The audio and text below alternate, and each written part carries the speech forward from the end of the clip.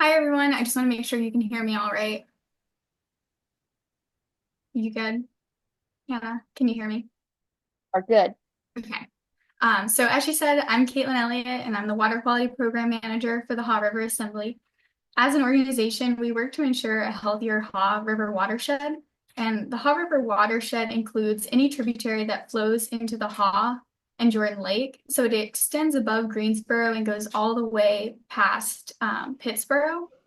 And in my position, I collect water samples, I analyze and visualize data.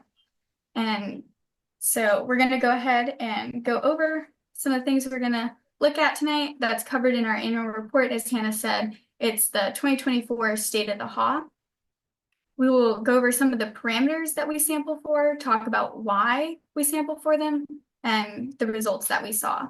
We'll also look at how climate metrics and land cover have changed over time, and we'll also chat about some of the policy updates that took place this past year. And as we know, policy is always changing, so may not be the most accurate up to like today's date, but this is what's really happened the past year. And then finally, we'll talk about the programs we implement as solutions to the pollution problems that we're seeing in the watershed.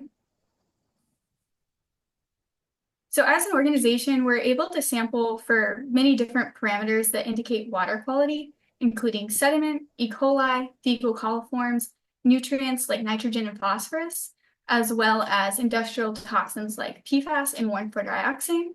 We also do plastics work, and our volunteers and me, we look at macroinvertebrate populations within our waterways. So we're going to start off with North Carolina's #1 pollutant by volume, which is sediment.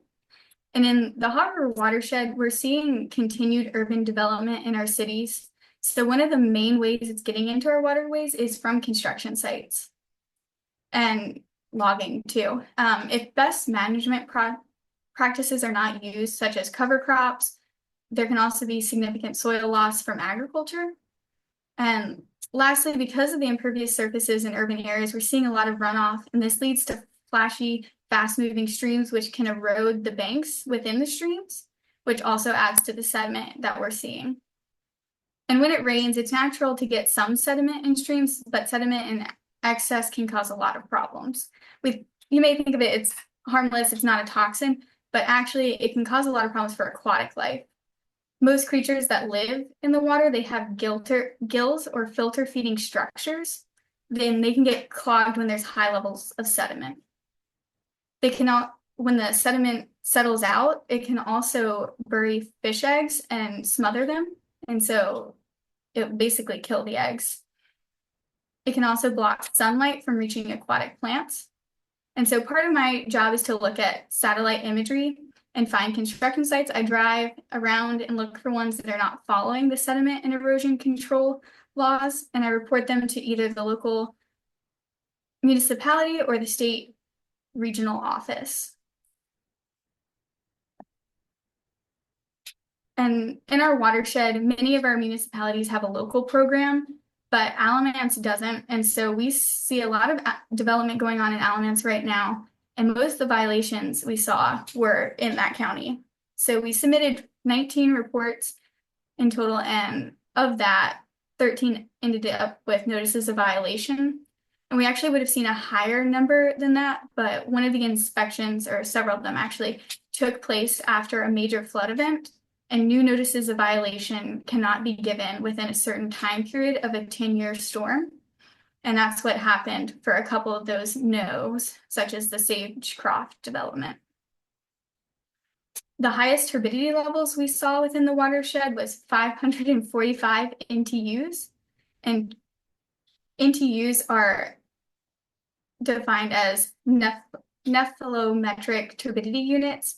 And this is a measurement of how much light is scattered. The more turbid the water is, the more light is scattered, the higher the NTU is. And in North Carolina, we have a standard of 50 NTUs in non-trout waters. So this site was way, way over what it should have been. And that site is downstream of the Triangle Brick Company right here.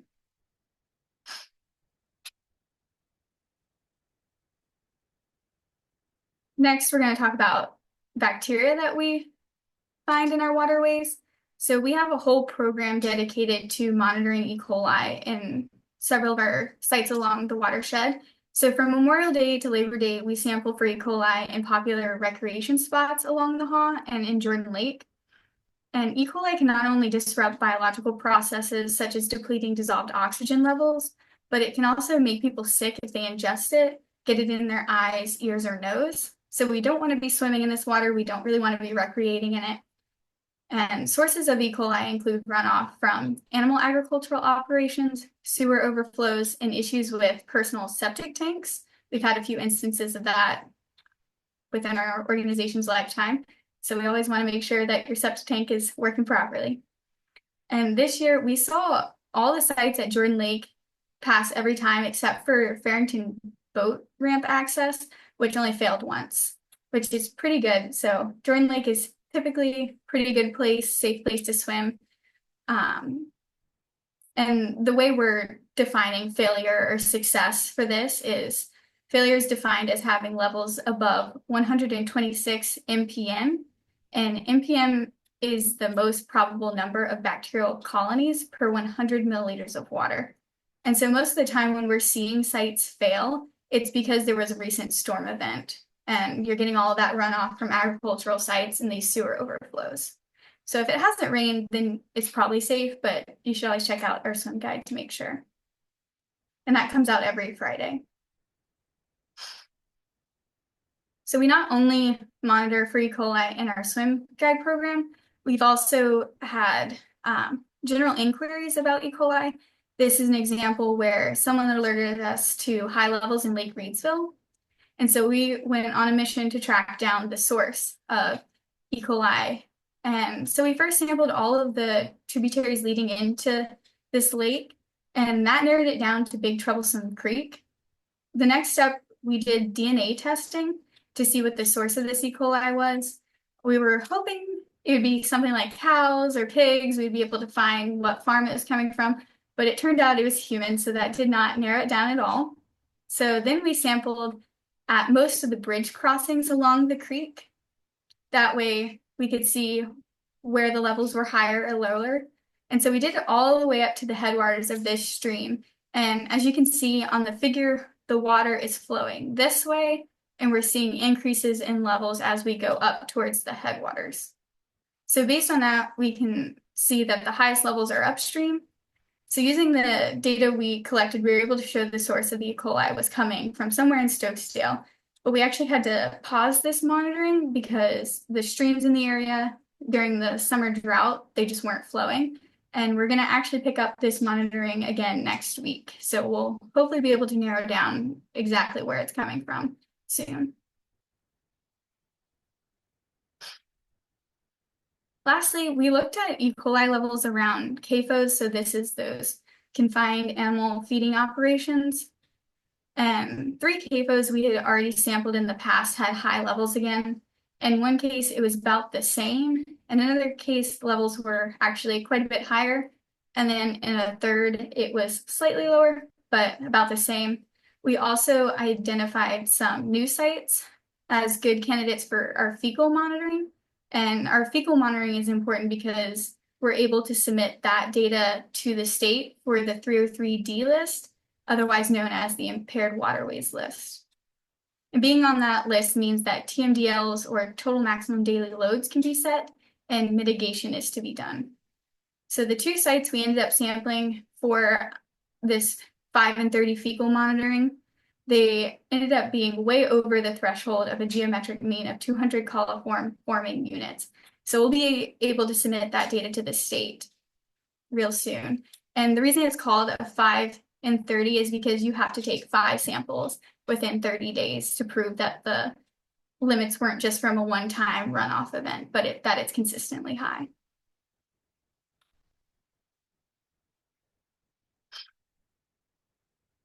So on to our nutrient pollution.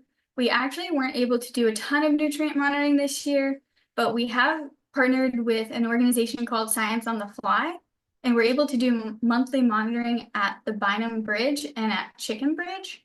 We have yet to receive those results yet because there's some backup in their labs and some funding issues, but we will get those results really soon.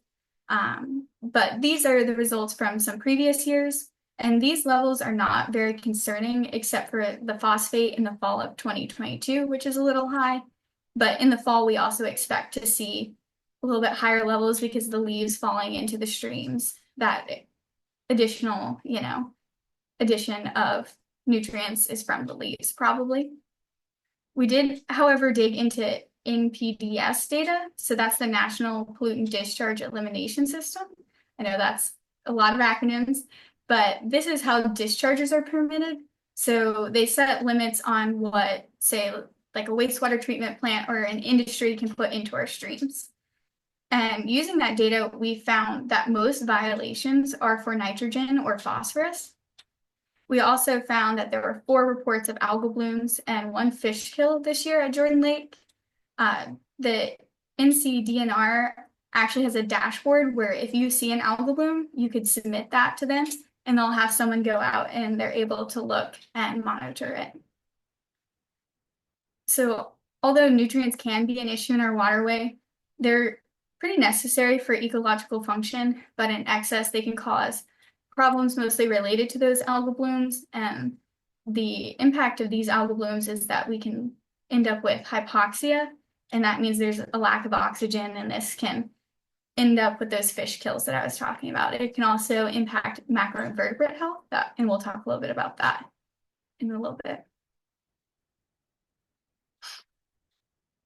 So you've probably heard a lot about PFAS in the news lately, and it's a concern in our watershed. PFAS is a class of chemicals containing thousands of different compounds with a similar chemical structure. And they're considered forever chemicals because they don't break down easily and they can bioaccumulate. And they've also been associated with various health issues. Currently, the EPA only regulates 6 of these compounds for drinking water, of those thousands and thousands. So we're hoping that future research can show that not just these 6 are horrible, but all of them. Winfredoxane is another industrial toxin that we see in our watershed and in the deep watershed being released quite a bit. It's used in so many different industrial processes. It's mainly used as a solvent, and it's a known carcinogen, but it can have immediate effects such as lung, skin, and eye irritation. And sadly, this year we were busy with other pollutant problems, and we weren't able to take many samples, but it is a priority for this next upcoming year. This year for PFAS sampling, we were able to sample near wastewater treatment plants with known industrial users that are producing this PFAS and using PFAS. We also looked near sludge fields. So sludge fields are where the solid waste from our wastewater treatment plants is land applied, and that waste matter can hold on to PFAS. So we were curious to see what the levels were going to be around those fields. The highest levels we saw were from groundwater samples by these fields, actually, in Graham, and they were extremely high. As you can see on the map, they were in the 3,000s parts per trillion. And the 6 PFAS regulated by the EPA limit sets limits between 4 and 10 parts per trillion. So that's really insanely high levels that we were seeing. But we were able to use this data that we collected to help this community there get groundwater standards for drinking water in North Carolina. And this is different from the drinking water standards that you get from, say, you have a public utility. Groundwater standards are a whole separate deal. So it was really amazing that we were able to help out like that. In this upcoming year, we're hoping to sample some more wells near other sludge fields in the watershed to make sure that they're all right. So another emerging contaminant that we're worried about is microplastics. There's been many studies that have come out recently about them and that they may cause a wide range of health problems. And microplastics are what large plastics that we can see with our eyes, break down and degrade into over time. But some companies are actually producing microplastics for different industries and stuff. So there's a couple ways it gets into our watershed. These particles, they break down into such small particles we can't see them with the naked eye. And so one solution we have to this problem, we've implemented the use of trash traps. We currently have 8 throughout the watershed. We have one in Bowling Creek, we have one in Morgan Creek, we have a couple in Greensboro that Hannah really loves. We just got one in Alamance. We have one in Pittsburgh. So we've got quite a few going on right now. And we're hoping that as we take out these large plastics, we're leaving less to break down into those microplastics. So like I said, we have 8 trash traps. So we have a ton of volunteers that help us out. We put on this past year 42 cleanouts. And in these cleanouts, volunteers categorize and they count all of the trash. And these results can be seen on the left right here by category.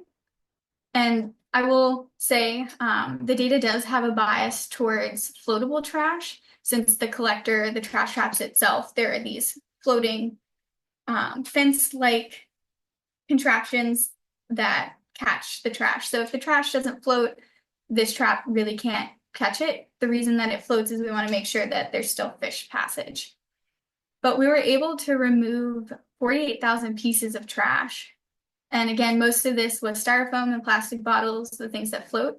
And we are working to create a data set with other water keepers and other organizations in the state to help us inform policy for things like bottle bills. So this is probably my favorite part of the job.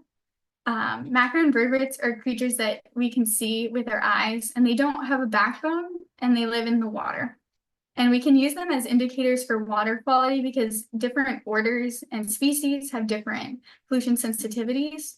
So the way I think about this is orders is like the same as moths and butterflies, and there's tons of different species within that order, but as a whole, they kind of have similar properties and similar like life cycles. And so that's why we can look at things at an order level instead of species level sometimes. But these different sensitivities allow us to know if a stream is healthy or not. So if we find a wide range of them, including the ones that are more sensitive and the ones that are tolerant, we know that the water's pretty good. But if we're only finding tolerant ones like midges and leeches, and we're not finding anything like the sensitive ones, which include mayflies and stoneflies, then we probably know the water quality is not that great. And at the bottom, you can see some of my favorites. We have the dobson fly larva right here, our stonefly nymph, our mayfly nymph, and our dragonfly nymph. And one of the cool things about these insects is these are the nymph and the larval stages, so they'll actually turn into flying creatures, and you've probably seen them come to your light, or a dragonfly you've seen if you kayak down the Haw. So the main way that we monitor for macroinvertebrates is we have this program called Riverwatch, and it's a volunteer program that was founded in 1995. And it has been collecting macroinvertebrate data ever since at over 240 sites within its lifetime, with a total of over 2,000 samples taken. So that's a ton of data to sift through. And this year, our volunteers added 55 observations at 38 different sites. We also have interns from different schools around the watershed help collect some of this data. And so if we look over here, we can see some of the results. Here at A, we have the average results at these sites since 1995. And then B, you can see the results that were just from this year.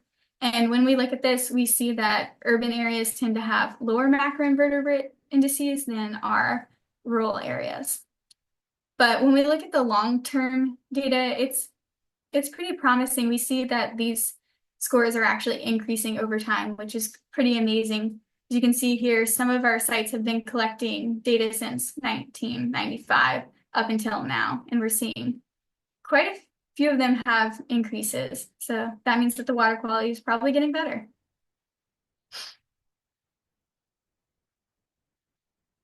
So we have quite a few sources of pollution in our watershed, and we can't monitor them all, but thankfully there's other organizations in our watershed that are also collecting data. So these are some of the other concerns that we have within our watershed, and these other concerns can not only impact ecosystem health, but human health. So for example, we know that our sites throughout the watershed that coal ash has been used as structural fill. Another example I'm going to pull from Chapel Hill is the Bowling Creek Trail. By the police station, there's coal ash that's been used as structural fill, and the problem with coal ash is that it can contain heavy metals, which can cause organ damage. And coal ash was used widespread throughout the state, and we don't even know the locations of where it is completely. And so this upcoming year, we're also hoping to test around to figure out where it actually was used and if it's getting into our watershed. But when the coal ash is exposed, those heavy metals can make their way into surface water through runoff. And we've talked a little bit about the NPDES permits for nutrients, but they also control other things too, such as oil and grease, pH, dissolved oxygen, and water temperature leaving a facility. And so there was actually 22 different facilities in the watershed that had permit violations this past water year. And most of these were in violation for biological oxygen demand. And again, we're talking about the amount of oxygen that's available for the fish to breathe, the aquatic macroinvertebrates. And so if it's really low, we know that's not great for their health. As you can see, there's some variation to conductivity measures, the salts and different things that are in there. Cadmium is a metal. We have chlorine, pH. There was a couple times where the pH was either too high or too low, which can impact a couple different things. Yeah. And here we're going to talk a little bit more about chlorine, chloride, and pH. So the North Carolina Department of Environmental Quality took samples for chloride levels at several locations across the watershed. Most were within normal range, except for right downstream of TZ Osborne, which is the wastewater treatment plant in Greensboro. And it was a little elevated, and this makes sense because it is a wastewater treatment plant. And high chloride levels can change what plants can live in a stream, and it can be toxic to plants and corrode piping. So it can have an impact on our streams, but thankfully it's not a widespread problem in our watershed. And pH is a measure of the concentration of hydrogen ions in a liquid.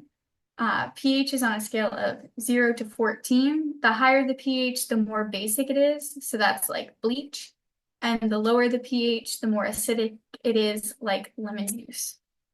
And in our streams, we want a neutral pH between 6 and 8, with 7 being the best. On either extreme of the scale, we can see damage to aquatic life. And so you can kind of think of this as, you've all heard of like the ocean becoming acidic. Anything that has a shell, it can eat away at the calcium. If you've ever gotten bleach on your hands, you know that it can burn your skin, and that's how it impacts the things that live in the watershed. But from the samples taken by NCDEQ, we see that all the samples were within a normal range, which is a great thing. So now we'll be going over some of the things that have and will continue to impact our work, and we'll look at how our physical landscapes are changing and how the political landscape has shifted. This was another one of my favorite things that I got to do this year. I used satellite imagery, and I was able to classify different land cover types. And then what I did was I subtracted this image here, the 2017 from the 2014, to see where there had been changes in the watershed in tree cover. And in the image to the left, you can see in red the areas where we lost tree cover, and in green is where trees have been replanted and we're gaining tree cover. Overall, we're not seeing a huge difference in the percent of tree cover. We're seeing a slight increase in some areas, and others we have a slight decrease. However, the problem is that when we replant these new younger trees, they don't provide as many ecosystem services as the trees that they're replacing. So, for example, younger trees, they don't have as established roots, and so they're not as good at holding the soil in place. So these newer trees, we could still see a lot of that soil erosion and high sediment levels in our streams. So we really like our old trees, and although it's great that we're replanting them in some areas, it's often better if we just left what's there. So this year we also looked into rainfall for the 2024 water year. A water year goes from October of one year to September of the next. So the 2024 water year is this most recent one. And we also looked at rainfall patterns over time. This year, rainfall was higher than average, but it varied across the watershed, with the northern counties seeing a little less rainfall than the southern ones. And that's that image there to the left. We're also seeing that rainfall per year has statistically increased over time, as seen in the right-hand figure. And in this figure, we looked at rainfall on a sub-watershed scale for our major metropolitan areas. So we have Third Fort Creek for Greensboro, we have Robeson Creek for Pittsburgh, we have Third Fort Creek is for Durham, North Buffalo Creek for Greensboro, Little Creek for Chapel Hill, and then we have Boyd's Creek for Alamance in the Burlington area. So for Greensboro, like I said, we picked North Buffalo Creek, which is the darker green line at the bottom. Hopefully you're able to see the colors pretty well. But we saw that there was, a considerable increase over time. We also saw at this sub-watershed level an increase in the number of days with rainfall over 1 inch at several of these sub-watersheds. And this suggests that we're seeing bigger storms more often. And rainfall is important because it impacts runoff, which influences pollutant transport and flooding. So the more rain that we're seeing, the more trash we see in our streams, the more erosion occurring in our banks. And again, the more runoff is the more ability we have to move those pollutants into our streams. So I'm going to be honest with y'all, I'm not a big policy wonk. I'm definitely more on the data side of things. But these are the major policy updates we saw this year. Hannah, do you want to go over some of them? Yeah, absolutely. So MVP Southgate is a pipeline that's going on. They keep changing course. And so the first one just kind of talks about how initially we thought that we had defeated them, but it does look like they might be coming back for near Forsyth County near our headwaters. But we initially did win that battle, but it's still something that's ongoing. Bucky's will be put in Mebane. We did try to fight that initially. The big one was the 1,4-dioxane standard. They overturned this, and so initially, like for Greensboro, we had requirements for them to report to do testing. Now those requirements aren't necessarily mandated. Greensboro is still doing. They're still doing monitoring of it, but it's not necessarily required by the state. That's what that refers to. Disney, I think everybody knows the Chatham Park, so that's going to be turned. Disney's going to try to create something from it. We're hoping that, or we've petitioned to Disney to exceed the normal standard and kind of be the leader when it comes to environmental standards. So we just want to make sure that we're holding them accountable, especially with them being in the limelight. We talked about PFAS regulations, which we don't know what that looks like now with the new administration. So we're interested to see how that turns out. And then the big one, which I think Caitlin and Emily definitely can take credit for, or helping make possible, is Graham's community submits petition for PFAS groundwater standards. So that was something that just got implemented because we saw a community in Graham that was largely impacted by a landfill. And that was all because of Haw River Assembly working with this community and SCLC that was able to make that happen. So now there are groundwater standards in terms of PFAS. And then we had the same judge who ruled against some clean water protection. So lots of victories, but also some downfalls. But we're always continuing to work and try to advocate for our watershed. So how you can get involved, Caitlin has done so much work, and so I just really appreciate her hitting those points and seeing all the work that goes into making this report. So, what are the solutions to the problems presented? We do have our River Watch, which I know some of you are on River Watch teams. So those are teams that go out to different parts of the watershed somewhere near you, and you're able to submit surveys. Those surveys provide indicators for how the water quality is there, if anything is changing, and that really gives us a red flag. And then hopefully, or we will be able to, showcase that to the state and bring attention to those issues that are across the watershed. So we do really appreciate people that are able to create their own Riverwatch team or are interested in joining one of our existing ones. We also have our Muddy Water Watch program. So after a big rainfall, we have sites that we are keeping a tight eye on. And so you can join those programs, which we should have a Muddy Water Watch virtual coming up. And so you can learn more about that and the sites that we are continuing to monitor. Our trash trap program, our beloved trash trap program, our next clean out is this Saturday, hopefully, as long as the roads are good. So if you want to join one, we do have 8 different ones.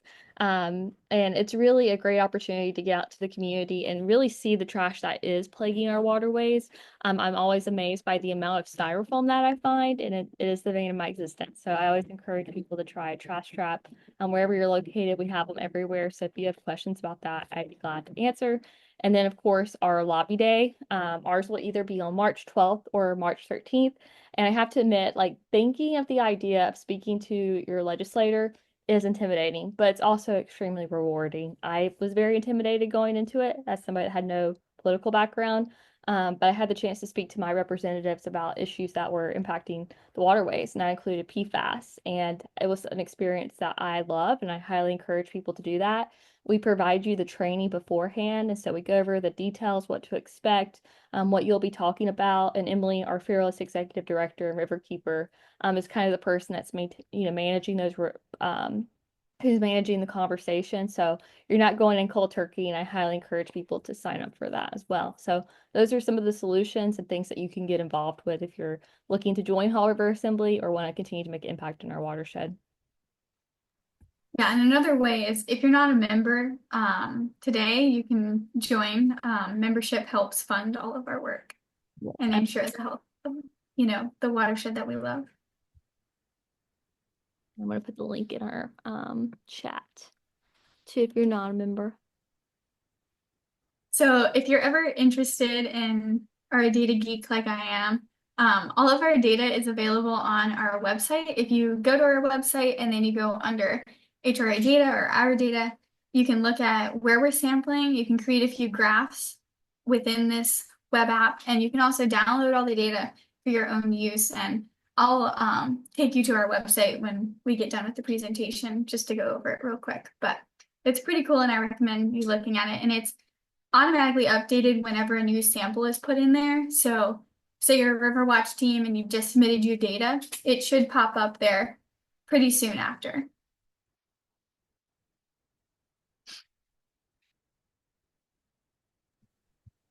So we have a few sampling goals for 2025, and we have a lot in store. We're hoping to sample for PFAS in all of our drinking water reservoirs across the watershed. We'll also, like I said, be expanding our groundwater sampling to make sure our communities are safe and protected. We'll be doing more 1,4-dioxane sampling. We also, like I said, want to know where coal ash is and if it's a problem in our streams with those heavy metals. We've also started an ambient water quality monitoring. So now I am going out weekly to a set of 8 sites across the watershed, and I'm looking at things like pH, water temperature, conductivity, turbidity weekly. And so this will let us know trends over time, and this will help us pinpoint when there's a problem. So our sampling is more proactive than just reactive when we find out about a problem. We have our swim guide that'll be going on once Memorial Day starts until Labor Day. We're excited for that. It's always fun going out to the lake. I'm going to continue to work to fill gaps in areas where we don't have sampling or sites that have been undersampled previously.